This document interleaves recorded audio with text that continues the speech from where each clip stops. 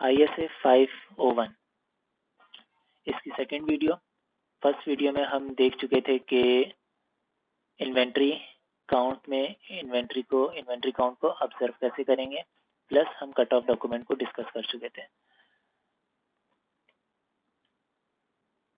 अब ये जो बेसिकली इन्वेंट्री काउंट है, इन्वेंट्री काउंट में ये छोटा सा प्रोसीजर है जो ईयर एंड पे परफॉर्म किया जाता है।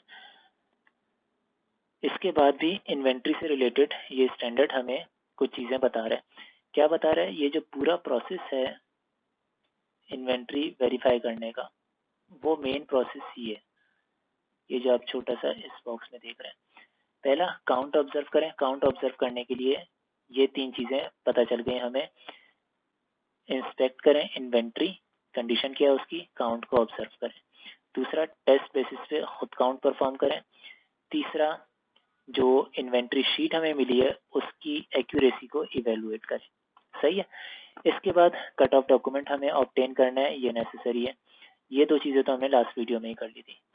तीसरा, हम जो फाइनेंशियल स्टेटमेंट में रिपोर्ट करते हैं वो फिगर्स होती हैं, वो अमाउंट होती हैं, वो वैल्यू, वो क्वांटिटी नहीं होती। तो ये जो वैल्यू हम जो अमाउंट ये जो क्वांटिटी हमने वेरीफाई की है, इस क्वांटिटी की वैल्यूएशन भी हमें वेरीफाई करनी है। वैल्यूएशन वेरीफाई करने के लिए क्या है, हम रेट वेरीफाई करते हैं, सही है, और उसे क्वांटिटी से मल्टीप्लाई करके वैल्यू पे आ जाते हैं। रेट कैसे वेरीफाई करते हैं? रेट वेरीफाई करने का तरीका सिंपल है। हम पहले जो वैल्यूएशन बेसिस है, फीफो है, वेटेड एवरेज है, सही है, जो भी है ये देखेंगे क्या है, प्लस जो परचेज इनवॉइसेस हैं टेस्ट बेसिस पे ये देखेंगे, और फिर देखेंगे कि जो जिस रेट पे आइटम इशू हो रहा है वो रेट क्या है। वो रेट इनकी बेसिस पे कैलकुलेटेड है, अडॉप्टेड पॉलिसी की मेथड की बेसिस पर है, या कुछ और है। अब ये कैसे देखेंगे अडॉप्ट मेथड की बेसिस पर है या कुछ और है, इसलिए बहुत लंबा चला जाएगा, तो अभी इस चीज़ को फिलहाल हम इग्नोर कर रहे हैं। जब डिटेल में कभी कोई वीडियो बना रहे होंगे या डिटेल में कभी डिस्कस कर रहे होंगे तो ज़रूर बताएंगे।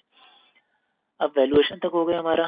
थर्ड पार्टी के लिए स्टैंडर्ड में, थर्ड पार्टी मेरा स्टॉक किसी के पास हो या किसी और का स्टॉक मेरे पास हो, दोनों के स्टैंडर्ड ने कुछ प्रोसीजर्स यहाँ पे डिफाइन कर दिए। Verification of stock by of third party, पहला उसने बता दिया स्टैंडर्ड ने, कंफर्मेशन सेंड कर दें।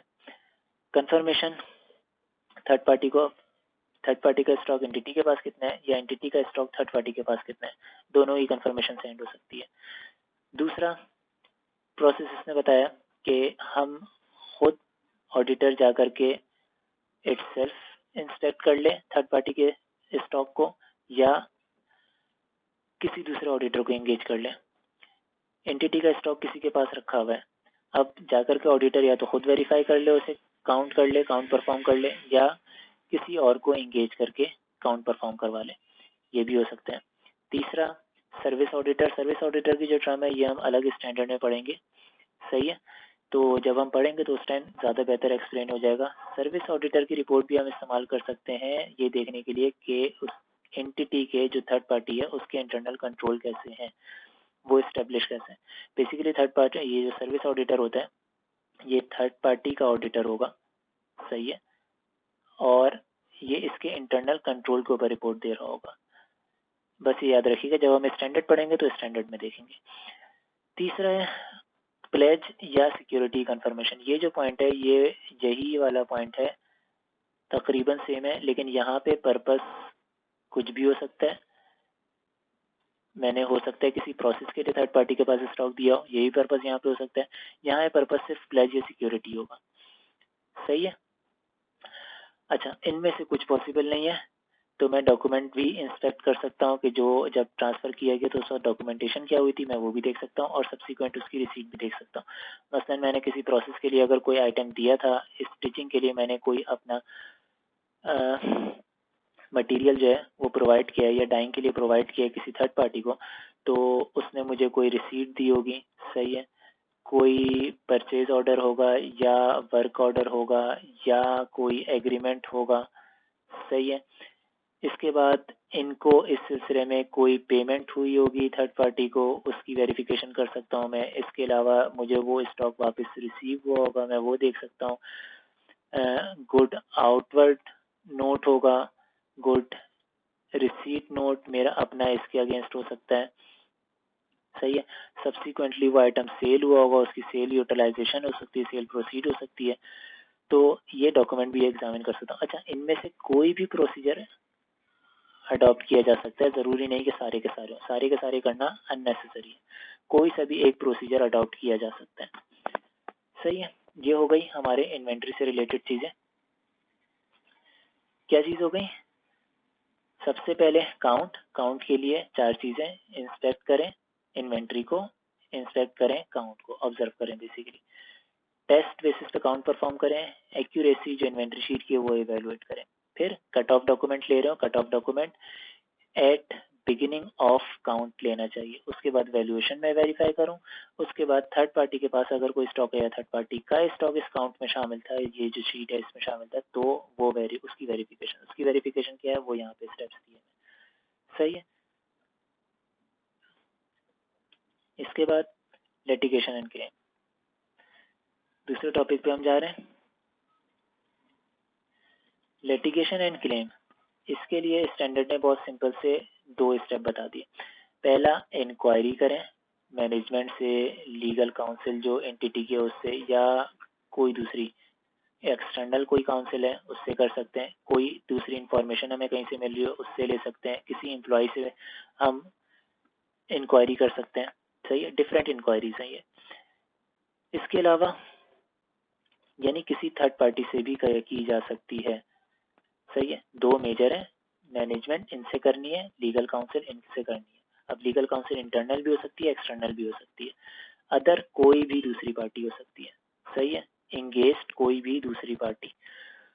अच्छा, इसके बाद हम रिव्यू करेंगे मिनट्स, लीगल एक्सपेंसेस, जो एक्सपेंसेस रिकॉर्ड हुए हैं फाइनेंशियल स्टेटमेंट में, वो एक्सपेंसेस हम देखेंगे को एक्सपेंसेस का रीज़न क्या है, सही है, और वैल्यू क्या है। बेसिकली वैल्यू बहुत ज़्यादा है तो साफ सी बात है उसका रिटर्न भी ज़्यादा होना चाहिए, तो अगर ज़्यादा अमाउंट की कोई लीगल एक्सपेंसेस हो रहे हैं तो इसका मतलब है कोई ना कोई मेजर चीज़ अकर हुई है कि इतनी पेमेंट की गई है, सही है।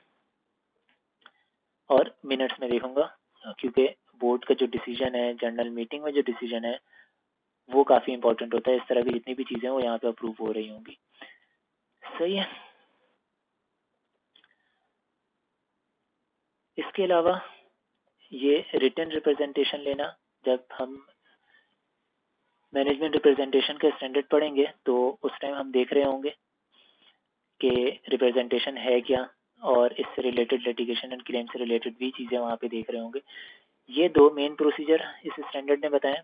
दूसरा एक तरफ इंडिकेट कर दिया हमें रिटन रिप्रेजेंटेशन के ऊपर, that all actual and possible litigations have been considered and disclose in accordance with the required framework required, सही है। यानी ये रिप्रेजेंटेशन हम मैनेजमेंट से ले रहे होंगे। पहले तो मैनेजमेंट से इंक्वायरी कर ली, और इंक्वायरी करने के बाद जब फाइनेंशियल स्टेटमेंट साइन हो गई, ऑडिटर रिपोर्ट साइन हो रही आ रही है, तो उस टाइम हम रिटन रिप्रेजेंटेशन ले रहे होंगे, सही है। कि जितनी भी लिटिगेशन और क्लेम थे जो मैनेजमेंट को मालूम था वो सारे के सारे फाइनेंशियल स्टेटमेंट में डिस्क्लोज हो गए, एक्चुअल और पॉसिबल सारे, सही है। ये हम लिटिगेशन से रिलेटेड प्रोसीजर परफॉर्म कर रहे होते हैं। लिटिगेशन से रिलेटेड एक्सटर्नल काउंसिल से हम किस तरीके से इंक्वायरी करेंगे, सही है, और क्या प्रोसीजर होगा वो भी स्टैंडर्ड बता रहे हैं कि आपको जर्नल इंक्वायरी करनी है, सही है, हैव अ जर्नल इंक्वायरी। अगर जर्नल इंक्वायरी पॉसिबल नहीं है या जर्नल इंक्वायरी आपको पता है कि आंसर नहीं की जाएगी तो स्पेसिफिक इंक्वायरी करनी है, सही है। पहले जर्नल इंक्वायरी पे जाना है। स्पेसिफिक इंक्वायरी यूजुअली आप देखेंगे कि हर जगह स्पेसिफिक इंक्वायरी की जाती है, जो भी कंफर्मेशन फॉर्मेट्स होते हैं वो स्पेसिफिक कह रहे होते हैं। ऐसा क्यों है ये हम नेक्स्ट वीडियो के लिए रखते हैं, क्योंकि ऐसे वीडियो थोड़ी लंबी हो जाएगी।